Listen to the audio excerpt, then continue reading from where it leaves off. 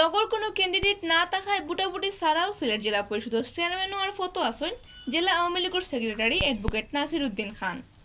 Chairman পদে নাসিরউদ্দিন খান ছাড়াও ইমরান আহমদ মহিলা কলেজের প্রিন্সিপাল ডক্টর এনামুল হক সর্দারের নমিনেশন পেপার লইলেও শেষমেশ তাই আর জমা দিছেন না। বৃহস্পতিবার চেয়ারম্যান পদে একমাত্র ক্যান্ডিডেট হিসেবে অ্যাডভোকেট নাসিরউদ্দিন খানে নমিনেশন পেপার জমা দিছেন।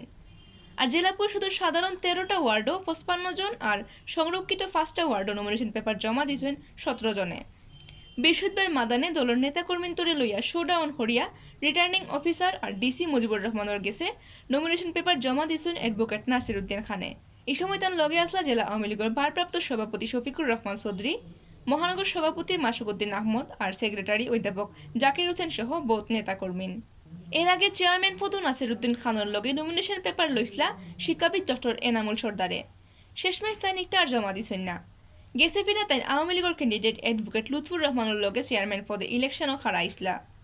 ইবাদি জেলা পরিষদ ইলেকশনও সাধারণ 13টা ওয়ার্ডের মাঝে 1, 2, 3, 4, 5 আর 11 নম্বর ওয়ার্ডও 3 জন করি, 6 নম্বর ওয়ার্ডও 2 জন, 7 আর 13 নম্বর ওয়ার্ডও 5 জন করি, 8 নম্বর ওয়ার্ডও 9 জন, 9 নম্বর ওয়ার্ডও 4 জন, 10 নম্বর ওয়ার্ড আর 12 নম্বর ওয়ার্ডও 6 জন করে সদস্য প্রার্থী নমিনেশন পেপার জমা দিছেন।